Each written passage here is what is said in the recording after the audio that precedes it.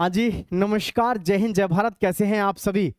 भाई अग्निवीरों की मौज होने वाली है, ये तो आप सबको हालांकि पता चल गई होगी। लेकिन पूरे देश में से आप कहीं से भी हैं जिनको नहीं पता चला है कि आखिर क्या मौज होने वाली है, मैं आपके साथ में सारी जानकारी साझा कर रहा हूं अखबार के माध्यम से भी और जो और भी जानकारियां हैं उनके हिसाब से। ठीक है, तो 2026 में क्या क्या बदलाव आपको देखने को मिलेंगे, कितने प्रतिशत परमानेंट हो सकते हैं या होंगे। देखिए, जब से अग्निपथ स्कीम आई है तब से अब तक हालांकि युवा साथियों ने बढ़ चढ़ के हिस्सा लिया है, लेकिन फिर भी मन में कहीं ना कहीं ये है कि भाई अग्निपथ स्कीम में जो है बदलाव होने चाहिए। और ये बड़े बड़े ऑफिसर्स से लेकर के हर एक को इस बात को कहा। हालांकि अगर देखा जाए तो वास्तव में अग्निपथ स्कीम एक बढ़िया स्कीम है, अ, वास्तव में जोरदार है, इसमें कोई शक संदेह नहीं है। 4 साल के अंदर जितना जबरदस्त इसका सिस्टम है वो वास्तव में देखने दिखाने लायक है। ठीक है, चलिए मैं आपके साथ में जानकारी साझा करना चाहूंगा। थोड़ा इस जानकारी को आप सभी के साथ में दिखाना चाहूंगा। ठीक है, ये खबर छपी है आपकी, क्या है देखिए ध्यान से। अग्निवीर पहले बैच की विदाई से पहले,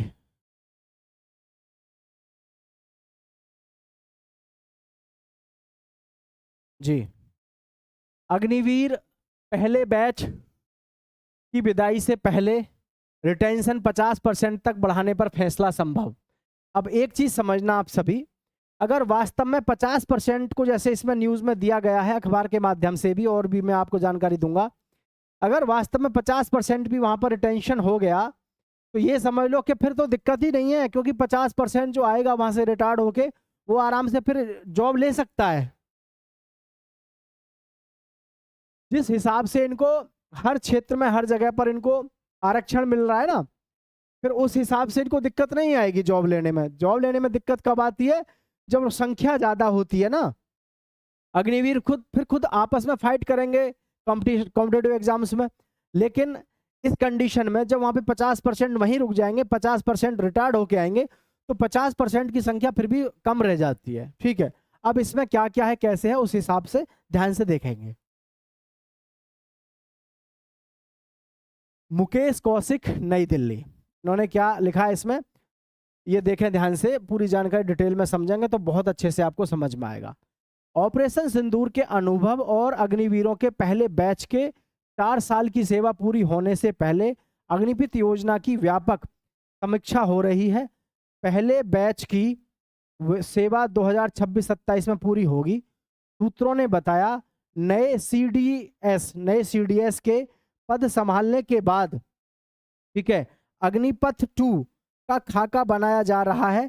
इसमें अग्निवीरों का रिटेंशन, सेवा अवधि बढ़ाने और ट्रेनिंग मोड को नई चुनौती के अनुरूप बनाने जैसा प्रस्ताव शामिल है। अभी 4 साल की सेवा के बाद अधिकतम 25% अग्निवीरों को स्थायी कैडर में रखने का प्रावधान है। यानी अभी जो इसमें प्रावधान है वो कितना है? वो है 25% का। भाई इस समय कितना है? 25% का। लेकिन अभी इसमें अग्निपथ 2 अभी जो लागू हुई, अग्निपथ जैसे आई तो वो तो अग्निपथ 1 हो गई। अब अग्निपथ 2 जो आ रही है इसमें क्या है देखें ध्यान से। पूर्व सैन्य अफसरों का एक वर्ग स्थायी,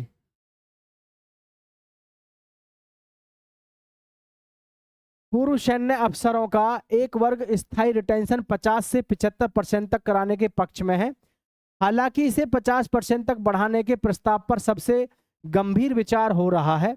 यानी कि बहुत सारे ऑफिसर चाहते हैं कि जी रिटेंशन यानी कि जो परमानेंट हो वो 75% परमानेंट होने चाहिए। परमानेंट कितने होने चाहिए? 75%। ऐसा आपको देखने को भी मिल रहा है ना।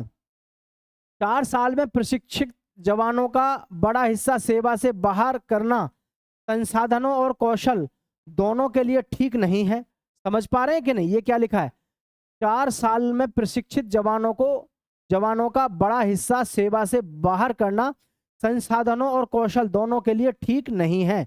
मतलब संसाधनों यानी कि उनको जो ट्रेनिंग दी गई है, इतना उन पे पैसा खर्च किया गया है, इतनी जबरदस्त उनको ट्रेनिंग दी गई, और 4 साल के बाद हम उनको निकालें, 4 साल के बाद उनको निकालें, तो इसके साथ ही वो यानी ठीक नहीं है। इसके साथ ही drone, electronic warfare, cyber operations, AI बोर जैसी चुनौतियों को देखते हुए ट्रेनिंग मॉड्यूल में बदलाव पर भी मंथन जारी है। मैं आपको वैसे तो पहले भी बता चुका था ये बात, और आज एक बार इन्होंने फिर से छाप दी है ना। मैं आपको ये बताया था कि अभी जो हमारी वर्तमान में ट्रेनिंग है वो फिजिकली ज़्यादा जोर दिया जाता है वर्तमान में, फिजिकल पे। लेकिन अब जो आने वाला धीरे धीरे समय है, इसीलिए तो पहले इसमें एग्जाम हुआ है, क्योंकि अब जो समय रह गया है वो लड़ाई का एक दूसरे के आमने सामने से लड़ाई नहीं होती है।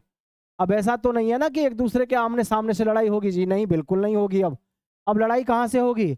अब होगी मेरे भाई कंप्यूटर की लड़ाई। कंप्यूटर की लड़ाई का मतलब समझ रहे हैं? मतलब टेक्नोलॉजी का ज़माना है आजकल। बॉम्बार्डिंग करना है, युद्ध करना है, जो भी है सब कुछ कहाँ से होता है? सब कुछ आपका एआई से होता है, सब कुछ टेक्नोलॉजी से होता है। ठीक है, तो जिसको ध्यान में रखते हुए आपको ये समझना है कि आपकी जो ट्रेनिंग मॉड्यूल है, देखे ना ये लिखा हुआ ट्रेनिंग मॉड्यूल में बदलाव पर भी मंथन जारी है। बदलाव होगा आपका ट्रेनिंग में भी, क्योंकि ट्रेनिंग में इस समय जो जोर दिया जाता है आपका फिजिकल पे ज़्यादा दिया जाता है, और आपका जो हमारे हथियार हैं उन पे ज़्यादा दिया जाता है। लेकिन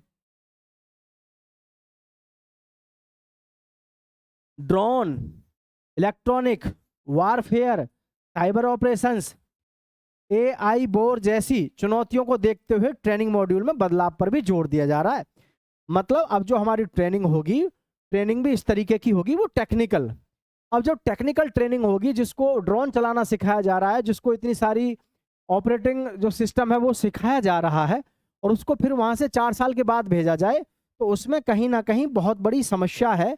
समस्या इसलिए है कि इस पर इतना पैसा खर्च हुआ, इतनी ज़बरदस्त ट्रेनिंग दी गई, और उसको फिर घर भेजा जाए, तो वो कहीं ना कहीं चैलेंजिंग होता है।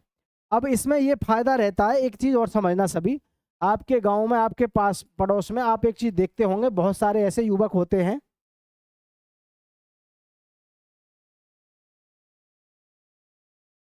जो भर्ती तो हो जाते हैं, लेकिन भर्ती होने के बाद में वो जॉब छोड़ के आने की सोचते हैं, है ना, और उनको कुछ मिलता नहीं अगर छोड़ के भागे तो यहाँ 4 साल के कार्यकाल में ये भी बहुत अच्छी बात है कि आप देखिएगा 20% तो कम से कम युवक ऐसे होते हैं जो ये चाहते हैं कि भाई मुझे तो यहाँ से रिटायरमेंट मिल जाए तो मैं कुछ और जाके देखूं। तो 20% बच्चा तो खुद भी वहाँ से रिटायरमेंट ले लेगा। अभी जैसे, हालांकि आपको अभी पता चल जाएगा जिस समय पर वॉलेंटरी फॉर्म भरा जाएगा, यानी कि 100 के 100% बच्चों को घर भेजेंगे अग्निपथ स्कीम जैसे 4 साल पूरे होंगे, फिर इनसे लेटर मांगे जाएंगे कि कौन कौन आगे परमानेंट होना चाहते हैं। तो आप देखना कि उसमें कम से कम 20% युवा तो ऐसा निकलेगा ही निकलेगा जो ये कहेगा कि जी मैं तो घर वापस जाना चाहता हूँ, यानी कि मेरी इच्छा नहीं है। ऐसे बहुत सारे आप देखेंगे, बहुत सारे युवक हो सकते हैं ऐसे। ठीक है, तो आगे देखो अब यहाँ क्या है, हर ब्रांच के हिसाब से भी अलग मॉडल पर विचार। अलग अलग सैन्य शाखाओं के लिए अलग अलग अवधि का मॉडल चर्चा में है, जैसे इन्फेंट्री, एयर डिफेंस के लिए अलग, तथा साइबर व ड्रोन विशेषज्ञों के लिए लंबी सेवा हो। मतलब आप समझ गए होंगे, जो बच्चे टेक्निकली जाएंगे, टेक्निकल टीम में भर्ती होंगे, तो उनके लिए कुछ ना कुछ स्पेशल होना चाहिए। एयर वाइस मार्शल सेवानिवृत्त संजय भटनागर कहते हैं, ऑपरेशन सिंदूर में अग्निवीरों का प्रदर्शन शानदार रहा। आधुनिक तकनीकियों में प्रशिक्षित अग्निवीरों का बेहतर उपयोग तभी होगा जब कम से कम 6 से 8 वर्ष तक सेवा में रखा जाए। मतलब ये हो सकता है कि 8 साल तक का समय आपको मिले, 8 साल सेवा का मौका भी मिल सकता है, 8 साल सेवा का मौका भी मिल सकता है। लेकिन यहाँ पर बस यही प्रॉब्लम है, 8 साल की सेवा अगर युवक देता है तो उसको फिर पेंशन वगैरह की सुविधा मिले तो बढ़िया है। नहीं तो देखो, आप भी इतना जानते हैं कि 8 साल के बाद में फिर जो है युवक घबरा जाएगा कि आखिर अब इतने से समय में मैं क्या और कैसे करूं। तो यहाँ पर आप सभी ने देखा कि लगभग ये मान के चलो कि आपके जो परसेंटेज होने की संभावना है, परमानेंट होने की जो संभावना है, मेरे ख्याल से 50% तो परमानेंट हो ही जाएंगे, जिस हिसाब से इसमें बहुत कुछ अच्छे से एक्सप्लेन किया है। क्योंकि आने वाले समय में, मैं आपको पहले भी बताया फिर बता रहा हूँ, आने वाले समय में इतनी सैनिकों की जरूरत नहीं पड़ेगी जितनी जरूरत टेक्नोलॉजी की पड़ेगी, और टेक्नोलॉजी को संभालने के लिए जो युवा है वो ट्रेंड बंदा चाहिए। ठीक है, इसी वजह से अग्निपथ स्कीम को लाया गया है कि मैं जो अपना अनुभव आपको बता रहा हूँ कि सारी लड़ाई तो रहेगी अब किसकी, ड्रोन की या टेक्नोलॉजी की। तो फिर इतने ज़्यादा युवाओं को भर्ती करने की ज़रूरत शायद ना पड़े। अब आपको पता है एक ड्रोन जो होता है, ठीक है, एक ड्रोन जो होता है जो कि बॉर्डर सिक्योरिटी फोर्स पे जो कि काम कर रहा है, मान के चलो सर्वेलेंस का या सिक्योरिटी का या सीसीटीवी का, तो ये एक ड्रोन कम से कम 10 आदमियों की नौकरी को ले जा रहा है, ये समझ लो।